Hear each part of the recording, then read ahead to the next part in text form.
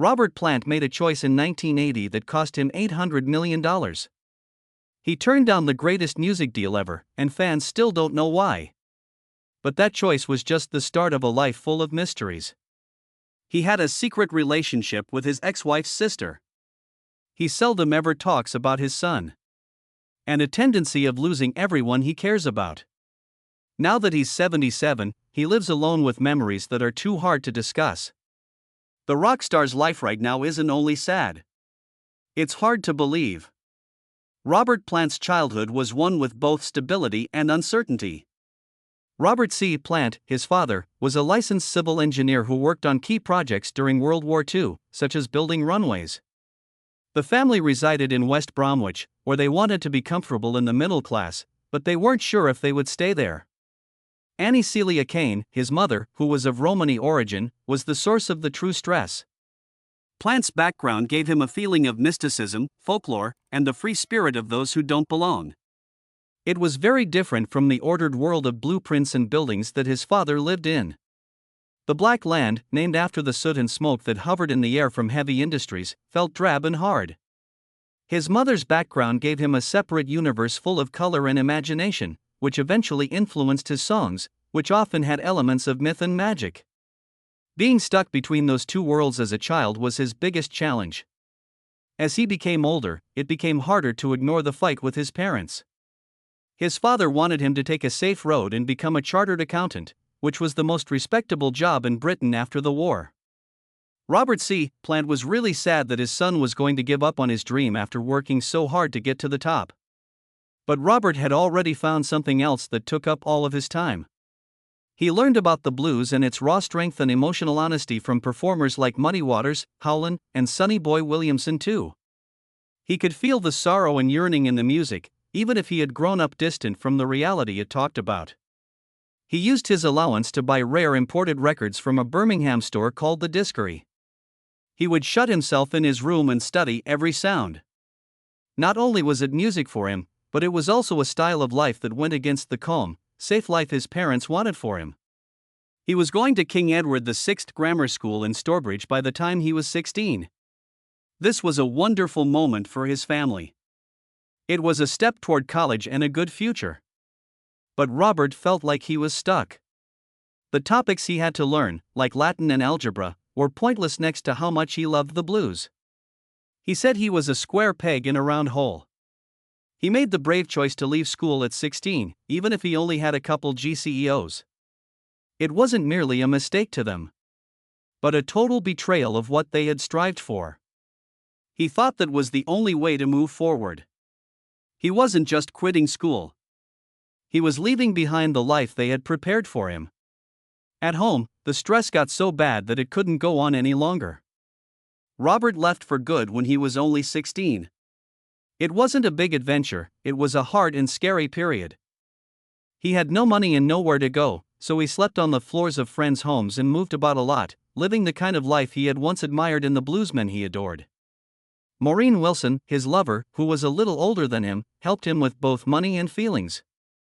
They eventually found a small apartment together in Walsall, where she helped him stay afloat while he chased what seemed like an impossible ambition. He didn't talk to his parents much from 1964 until 1966. To stay alive, he did hard physical work, the hardest of which was pouring tarmac for the construction company Wimpy in the West Midlands. The hard work made him stronger and gave him the tenacity that would eventually show in his voice. Even though he worked hard all day, he spent his nights making music. He joined a band in 1966 that offered him his first true taste of success. The Band of Joy was the name of the group, and it quickly became famous in Birmingham and the Black Country. Robert's soaring, wild voice and John's thunderous drumming made the ensemble feel electrifying. They made a sound that made you think of something far bigger. Robert, on stage. His long blonde hair and theatrical demeanor gained him the nickname the Wild Man of Blues from the Black Country. The Band of Joy gained a lot of fans in the area, and Robert was someone who stood out. Even though they worked hard, the band never got a record deal and didn't make any money. They played at crowded bars and clubs, but they didn't always get paid much more than beer money. It was a time of change. But also a lot of anger.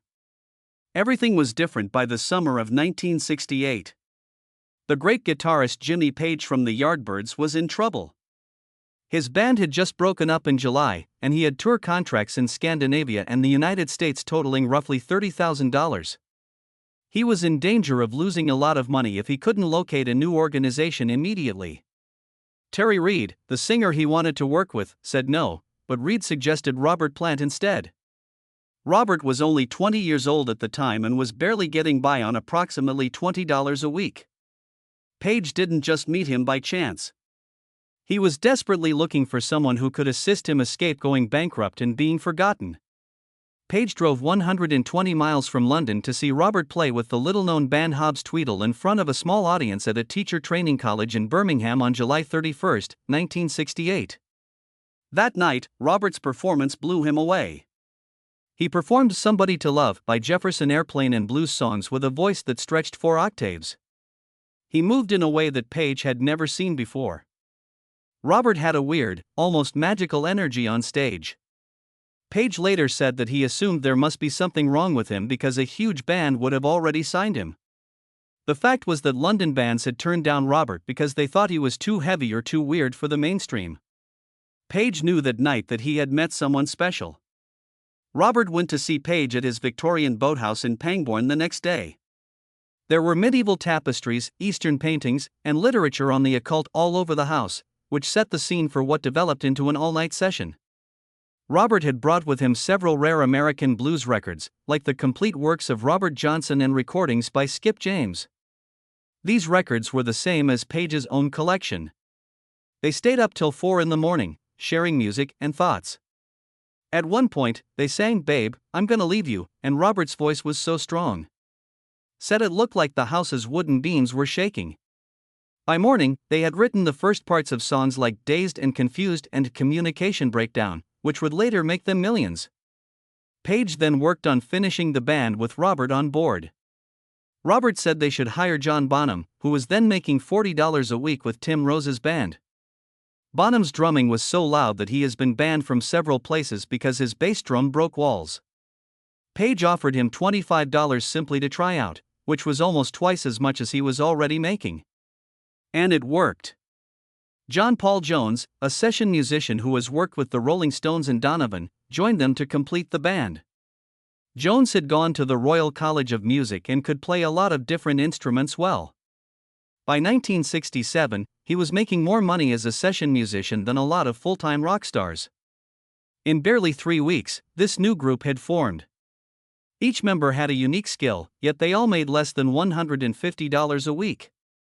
They were ready to go by September 1968. They called themselves the New Yardbirds initially, but Chris Dresch, a former bassist for the Yardbirds, threatened them with legal action, so they had to alter it. Keith Moon and John Entwistle of The Who made a joke about Page's new band going down like a lead balloon. He liked the phrase, but he modified the spelling to Led Zeppelin.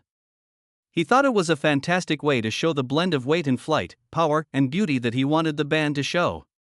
Led Zeppelin's first album, which came out in 1969, didn't merely make it to the top. It came out of nowhere and transformed rock music for good.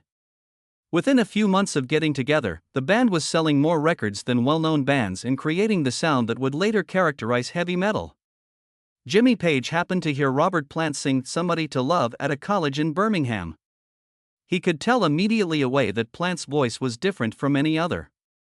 Plant's high notes, guttural growls, and visceral wails on that first record gave the music a strength that no one had ever heard before.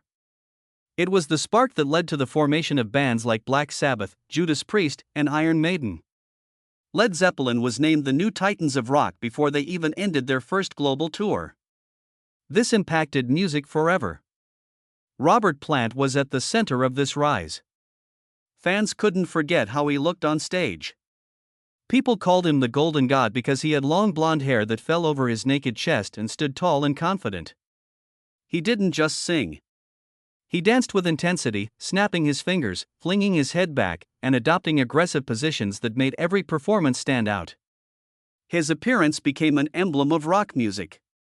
In 1974, a music magazine even offered him the strange honor of Chestorama, saying he had the best chest in rock. Later, Plant chuckled and said he was honored but didn't know what to say about his own chest. His bright clothes, tight pants, and shiny jewelry just made the picture better. Many other front men, like Mick Jagger and Jim Morrison, copied the way he dressed. This helped make the idea of being a rock star clear. The publication of Led Zeppelin IV in 1971 was the moment that made them famous. The album sold more than 37 million copies around the world, making it one of the best-selling albums of all time. The song Stairway to Heaven, which was over 8 minutes long, was the album's main attraction and is now one of the most popular songs in rock history. Fans bought the whole album only to hear it, even though the band wouldn't let them release it as a single. It sold more than 24 million copies in the United States alone, which is 24 times platinum. The number rose to 38 million over the world. As their reputation grew, Plant's personal life changed as well. He married Maureen Wilson on November 9, 1968. The freshly formed Led Zeppelin played at their wedding celebration at London's Roundhouse, which may have been the most exclusive performance debut ever. Plant met Maureen at a Georgie-renowned concert in 1966. As his career took off from little clubs to worldwide renown, she was always there for him. On their second album, he even penned the song Thank You for Her. They had 3 kids together, and while Plant was on tour, Maureen kept things stable at home. During those early years, Plant's marriage gave him a rare sense of normalcy in the midst of the pandemonium of rock celebrity. But life on the road wasn't without its problems. The mud shark incident happened at Seattle's Edgewater Inn in July 1969. Carmine Appice of Vanilla Fudge said that members of Led Zeppelin and Vanilla Fudge had a frightening incident with a 17-year-old groupie and a fish taken from the bay. He later wrote about it in his memoir. Frank Zappa's 1971 live CD retelling of the story made it more famous. People thought it was a myth for years, but when it was proven true years later, it became one of the craziest stories in rock history. The episode took place during Zeppelin's first big tour of the US, which made it even more shocking because the band was still trying to build a serious reputation. Over time, Plant's personal thoughts on the excesses of the rock lifestyle changed. He was worried about the burgeoning groupie culture in Los Angeles by 1975, especially because he saw younger and younger ladies being involved. He wrote about this in the song Sick Again, when he talked about how heartbroken and angry he was. In interviews, he said that he was no longer excited about the scene and that it now felt inappropriate and shallow. By the middle of the 1980s, he openly termed the rock star lifestyle shabby and mean-spirited, which showed how far he had come from the excess that was a big part of Zeppelin's image. Many people didn't expect Plant to add depth to Led Zeppelin's songs. He used his love of books and myths in his songs, often taking ideas from J.R.R. Tolkien's works and Norse myths. Songs like Ramblin', The Battle of Evermore, and Mordor used a lot of imagery from Tolkien's universe that fans could easily link to characters like Frodo and Galadriel. He also used Norse myths in compositions like Immigrant Song. He sung of Viking victories and Valhalla there. This made Zeppelin's music deeper and more interesting than those of other bands. The band faced one of rock's biggest mysteries during their Madison Square Garden gigs in 1973. From 1:20 a.m. and 7:30 p.m. about $200,000 in cash was stolen from their safe deposit box at the Drake Hotel on July 29. The money was what they made from the gigs. Richard Cole, the tour manager, found out about the theft when he went to pay the film crew and found just passports in the box. The money was never found, and no one was caught, even though the NYPD did a complete investigation and wrote a detailed report. The theft is still one of the most famous in rock history. The band's concert movie, The Song Remains the Same, even mentioned it. Another big change was when Plant got better at writing songs. People used to say that his lyrics were too simplistic and repetitious. But by 1970, when Led Zeppelin III came out, he had begun to write songs that were more personal and thought-provoking. Songs like That's the Way and Bronny or Stomp showed a different side of him, one that was full of stories and deep feelings. Jimmy Page helped Plant acquire confidence and find a style that mixed personal introspection with mythological elements. Then, on August 4, 1975, there was a terrible accident in Rhodes. Plant lost control of their car while on vacation with his family. He shattered his ankle and elbow in the crash, and Maureen broke her skull and had many other injuries. Their kids, luckily, just got a few minor bruises. People were afraid that Maureen wouldn't make it, but with quick medical treatment and the band's resources, she did it. Plant himself was hurt badly and still has problems with his memory. Everything altered because of his injuries. He was in a wheelchair for months, and it took him 2 years to get better. Led Zeppelin had to cancel a huge 33-date North American tour during that time. The trip would have included gigs in Oakland, Kansas City, Atlanta, and the Rose Bowl in Pasadena.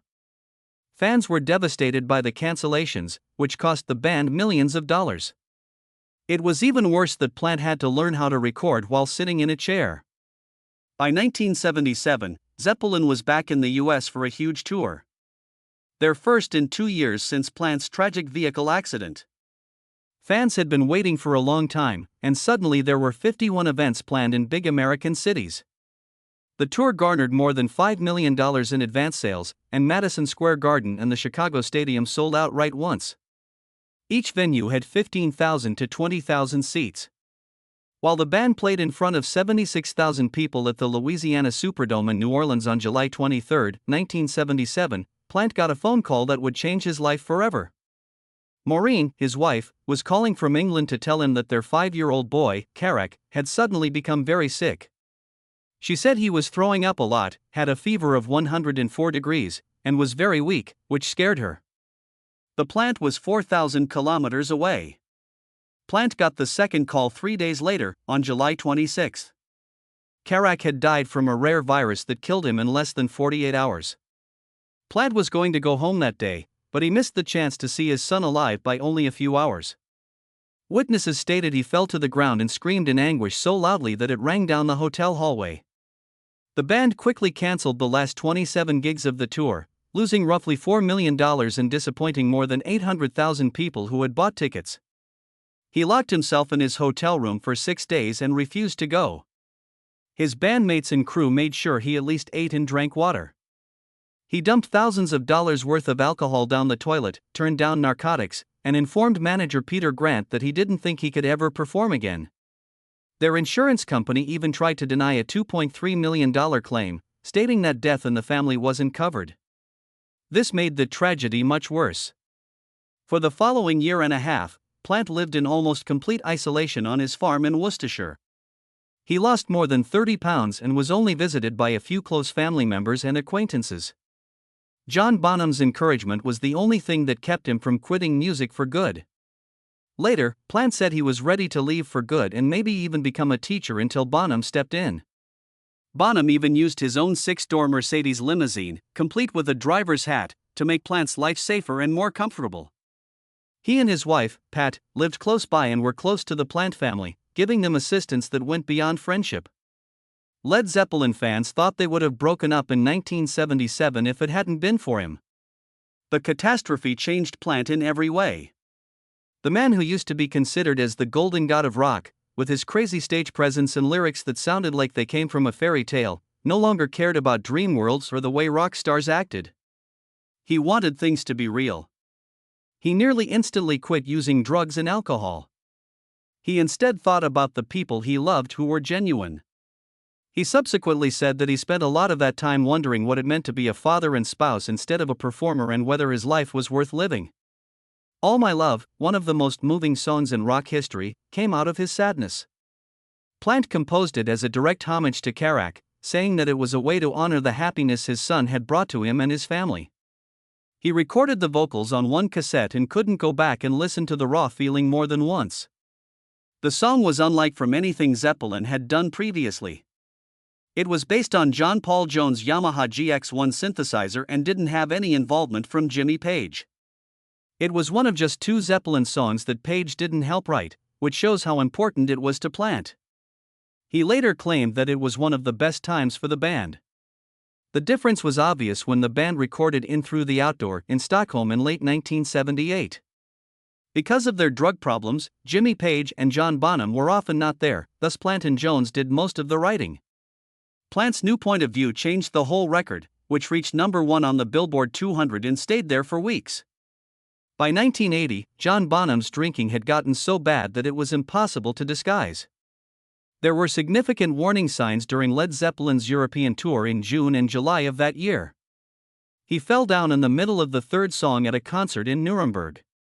The band said he had just eaten too much, but the press instantly said that alcohol was the real cause. He had to go to the hospital because the event was so bad. Rolling Stone later said that he had just gotten over a heroin addiction and was taking drugs for both anxiety and despair at the same time. It was a bad combo with his heavy drinking. People who knew him well could tell he was on the edge, but no one could bring him back. He started what would turn out to be the worst day of his life on September 24, 1980. Rex King, who worked with Led Zeppelin, picked him up and took him to rehearsals at Bray Studios. Bonham wanted to stop for breakfast on the way. He drank 4 quadruple vodka screwdrivers in one lunch. That means 16 shots of vodka, which is around 400 to 560 milliliters of pure alcohol, all before midday. Robert Plant later recalled Bonham declaring, "I'm done with playing drums. Everybody plays better than me." In a weird and somewhat prescient moment, Bonham even told Plant, "You play the drums and I'll sing," before ripping off his car's sun visor and flinging it out the window. He kept drinking heavily at the studio all afternoon and night, never allowing his body a respite. The next day, September 25, brought terrible news. Around 1:45 in the afternoon, John Paul Jones and road manager Benji Lefevre found him dead at Jimmy Page's house in Windsor, the Old Mill House in Clewer. He had gone to bed about 13 hours earlier, and a staff worker had put him on his side to assist keep his airway clean. A month later, during the inquiry, it came out that he had drunk roughly 40 shots of vodka in 24 hours, which is about 1.0 to 1.4 liters of alcohol. There were 276 milligrams of alcohol in every 100 milliliters of his blood, which the coroner determined was not enough to keep him alive. Had choked in his sleep since the booze had dulled his body's reflexes. He didn't have any narcotics in his system. He was only 32 years old and left behind his wife and 2 kids. Led Zeppelin ended right away when he died.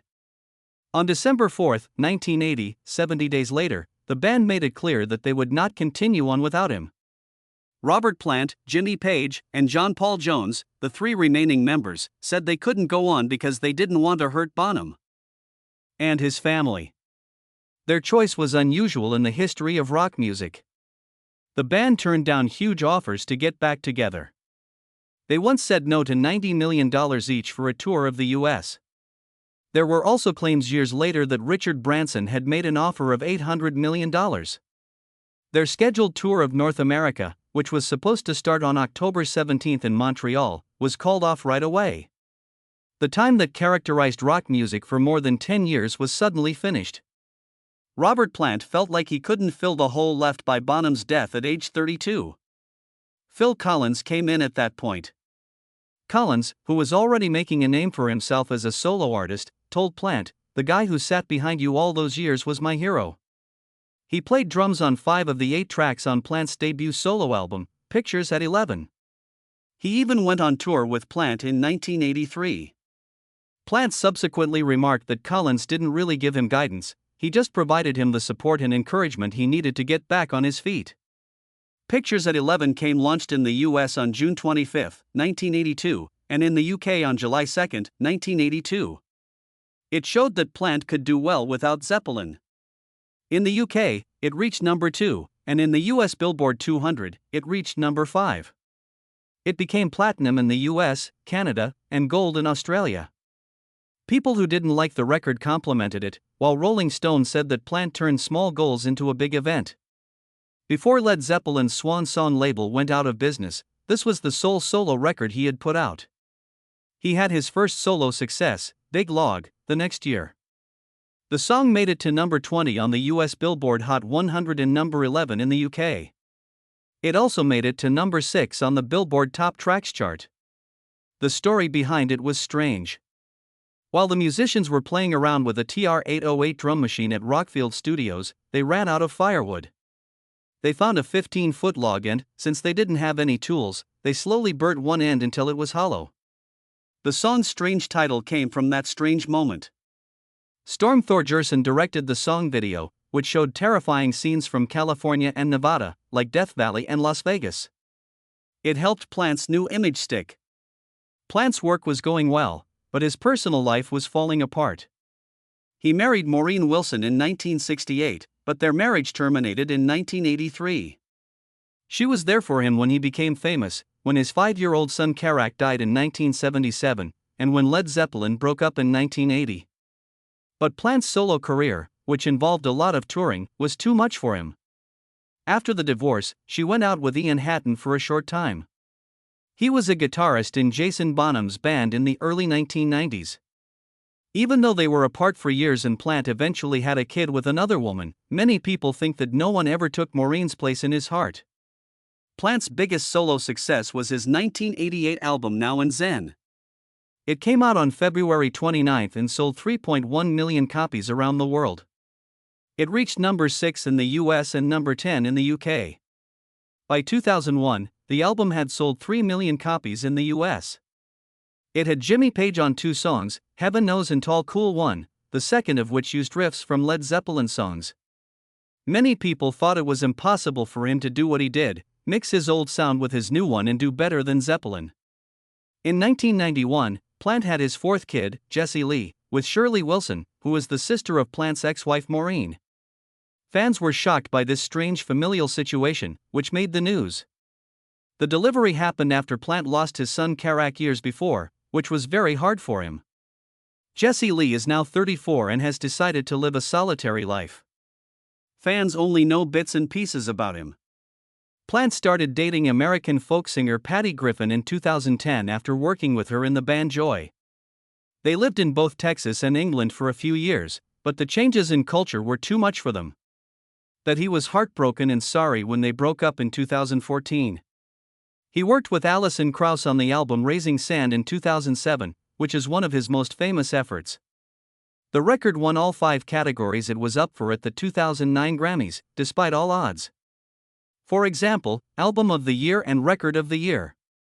It was an unexpected success that proved Plant's music could still traverse borders decades after Led Zeppelin. Plant, who is now 77, lives a peaceful life with his companion Dawn England. They spend time in Worcestershire, going to local football games and helping out with community events. He is now the patron of a charity that helps homeless people in his area. And still goes on tour with his band, Saving Grace. His net wealth is thought to be approximately $200 million, most of which comes from Led Zeppelin's catalog, which still makes $8 to $12 million a year. He has a lot of money, but he prefers to live simply and keep connected to his roots while still making music.